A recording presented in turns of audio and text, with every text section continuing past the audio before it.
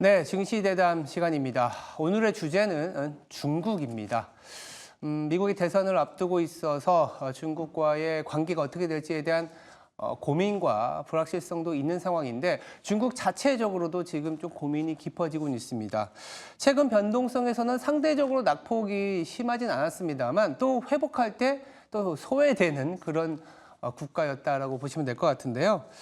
글로벌 수요의 한 축이 되어줘야 할 중국, 조금은 챙겨봐야 될 것 같습니다.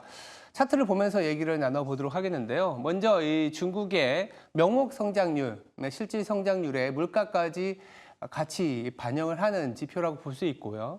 그리고 중국의 어떻게 보면 통화량, 아니면 당국의 의지라고도 할 수 있는 M1, 의 어떤 전년 대비 증가율인데 제가 일부러 좀 선행을 시켰습니다. 보시면 약간 이렇게 급락하는 모습이 나오지 않습니까? 이게 앞으로 중국의 명목 성장률이 좀 떨어질 수 있다라는 어떤 시사점을 보여주고 있습니다.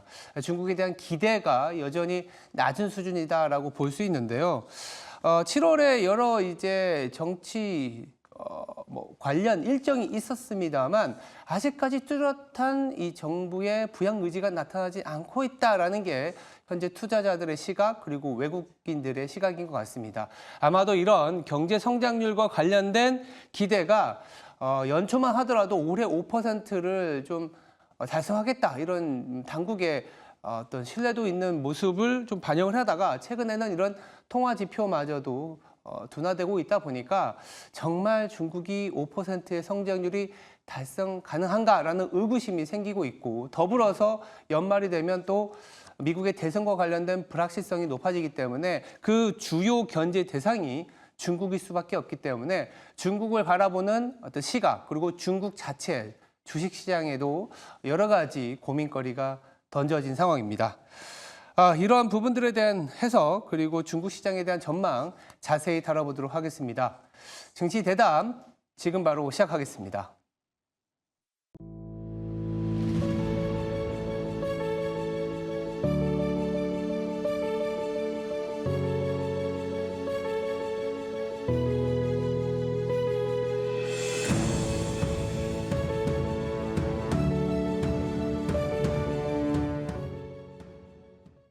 네, 증시 대담 시작하겠습니다. 자리에 홍록기 키움증권 글로벌 리서치 센터 연구원 나와 있습니다. 안녕하세요. 안녕하세요. 지난주가 워낙 미국발 변동성이 심했기 때문에 하나하나 이제 미국에 관련된 뉴스를 엄청 챙겼었는데 한편으로는 또 중국이 이런 자리에서 수요처 내지는 어떤 경제 성장률을 보여줬다면 이렇게 변동성이 있었을까라는 그런 생각도 듭니다. 지난주에 미국발 경기 침체 우려로 아시아 증시가 상당한 변동성에 노출이 됐었는데 중국 증시는 어땠나요? 네, 최근 들어 항상 그래왔지만 결국에 중국 증시의 상승 요인이든 하락 요인이든 전부 다 중국 내부에 의한 것이 조금 컸다라는 컸다라는 흐름에 계속 이제 연관되어 있는 상황이었는데요. 네. 지난주 역시 중국 증시는 조금 다른 흐름들을 보여왔었습니다. 낙폭, 이제 아시아 증시들이 많이 빠졌을 때도 중국 증시의 낙폭은 상당히 제한된 흐름을 보였었고, 그 외 회복에 있어서 역시 조금 그 반등 폭은 크지 않은 조금 그런 모습이었다라고 봐주시면 될 것 같은데요.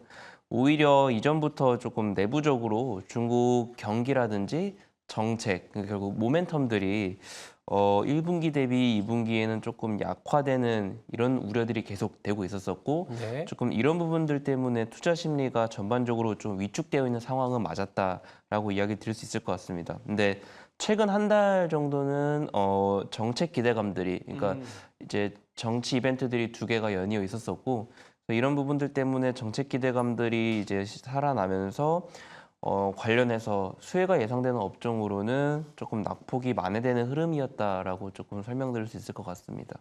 예, 말씀 주신 것처럼 최근 한 달 동안 정책 기대감이 살아났다라고 얘기를 주셨는데 네. 7월에 지난달이었죠. 두 개의 중요한 정치 이벤트가 있었는데 다시 한번 복기를 해볼 필요가 있고 여전히 그 정책에 대한 기대감이 유효한지도 좀 살펴봐야 될 것 같아요.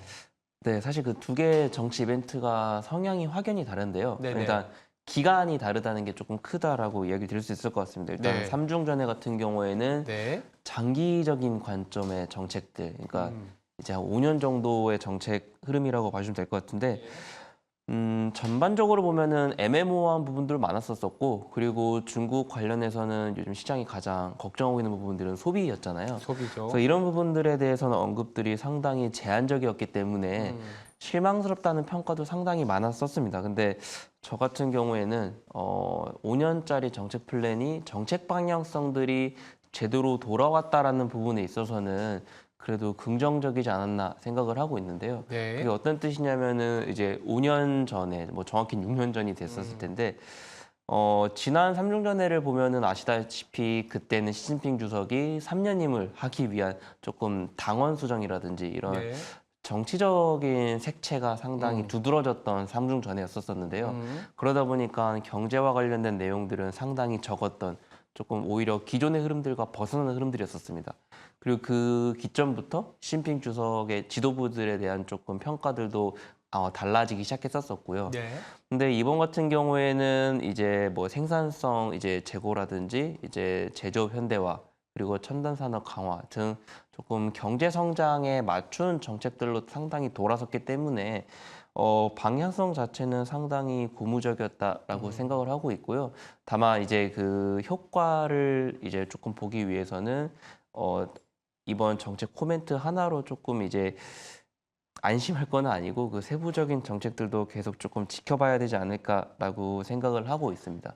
그 다음에 있었던 회의는 정치국 회의 이제 정치구입. 분기마다 진행되는 회의이기 때문에 이제 그 3개월 동안의 가장 단기적인 정책들을 강조하는 자리라고 조금 봐주시면 될 것 같은데 네. 역시 여기에서는 이제 시장이 원했던 것처럼 소비랑 투자 지표들이 최근에 많이 둔화되고 있었기 때문에 이런 부분들을 만회하기 위한 정책들이 많이 나왔었습니다. 뭐 대표적으로 이구 환신이라든지 그리고 투자를 촉진하겠다는 정책들이 많이 나왔었는데요.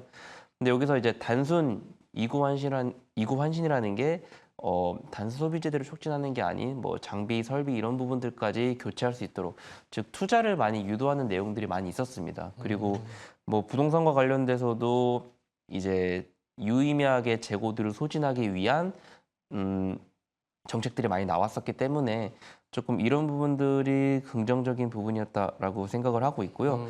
근데 다만 뭐 정치국 회의든 삼중전회든 그 효과를 조금 보는 부분들까지, 그러니까 경제 지표가 회복되는 부분들을 확인하는 거는 좀 중요하다라고 판단을 하고 있습니다.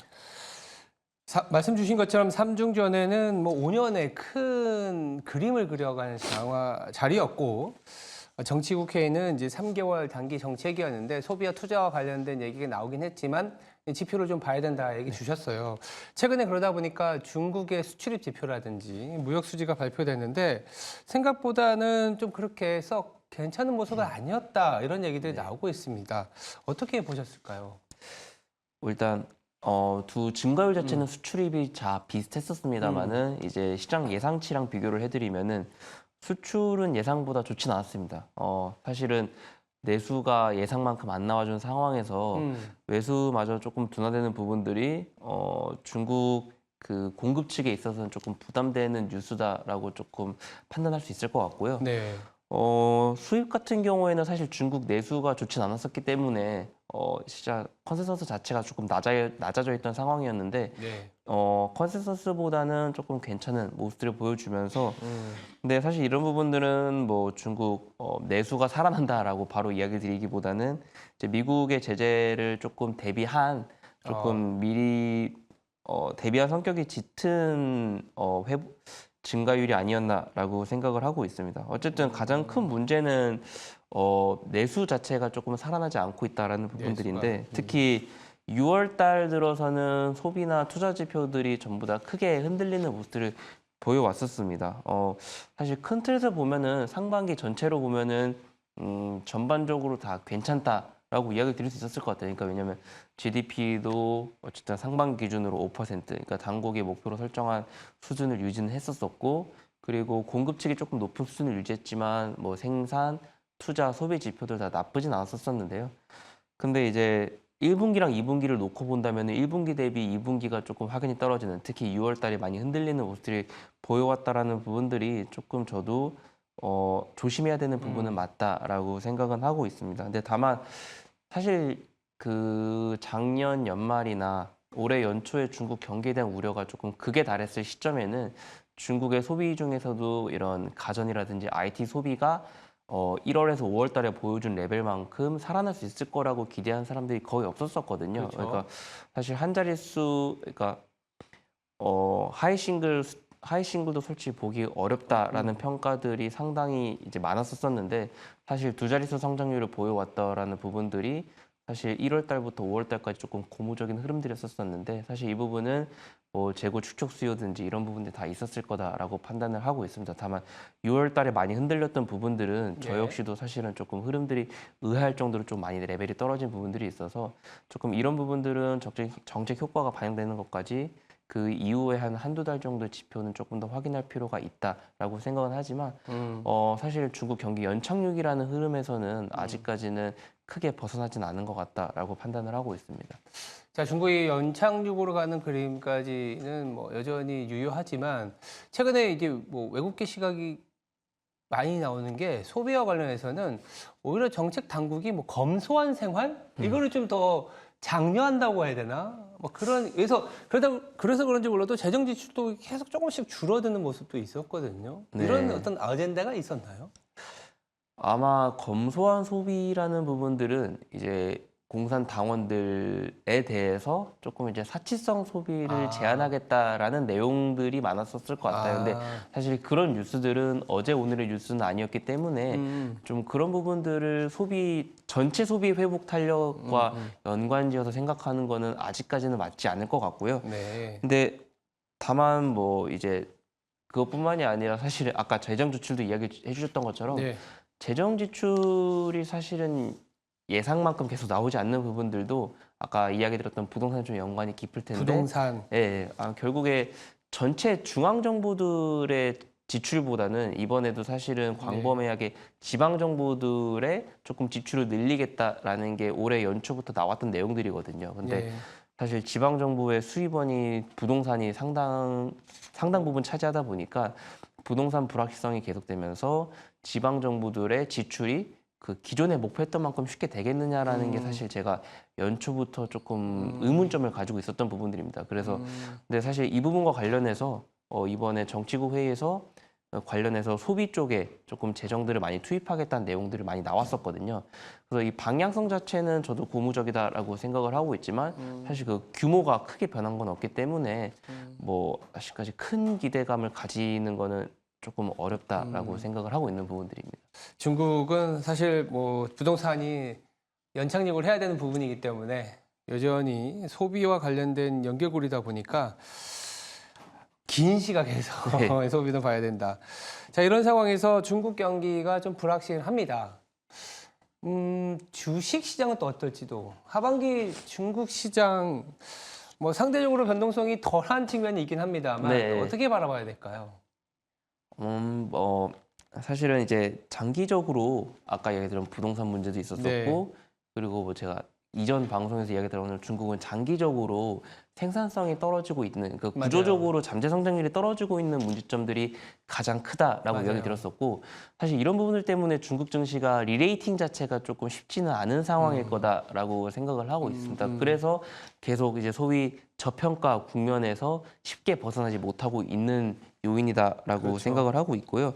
근데 이제 최근 들어서 중국 증시가 더욱더 부진했던 이유 같은 1분기만 하더라도 소비나 투자 회복 속도가 잘 나왔었기 때문에 그래도 단기적으로는 조금 중국 증시가 조금씩 오른 모습들을 보여왔었었는데 이런 부분들 좀 그러니까 최근 6월 달에는 소비 회복 속도에 대해서도 조금 이제 의문점이 생기면서 이런 부분들이 중국 증시에 대한 조금 투자 심리가 조금 더 위축되는 상황이 아니었나라고 생각을 하고 있습니다. 근데 이제 4월 정치국 회의에서 부동산 포함해서 좀 부양책들이 많이 나왔었을 때 관련 수혜주 중심으로 조금 이제 중국 증시가 좋았던 모습을 보였던 적이 있었거든요. 근데 이번에도 정치국 회의 이후에 관련 수혜가 예상되는 업종들 같은 경우에는 사실 이제 전체 지수를 끌어올리진 못했었는데 네. 수혜가 예상되는 업종들을 중심으로는 조금 낙폭을 많이 하는 모습들이 있었었고요. 그래서 한 8월 달까지는 조금 그런 흐름들이 유지되지 않을까라고 조금 생각은 하고 있습니다. 보수적으로 접근해야 되겠지만 그래도 그 안에서 중국이 조금 정책적으로든 아니면 네. 내부적으로 좀 성장이 부각되는 섹터나 뭐 이런 부분들은 있을까요? 네. 저도 일단 탑다운으로 봤을 때는 여전히 그러니까 지수의 상단이 조금 제한적이다라고 제한적이다. 생각을 하고 있고요. 그래서 여전히 이제 고배당이 가장 고배당. 매력적인 옵션이 될 거다라고 생각은 하고 있습니다.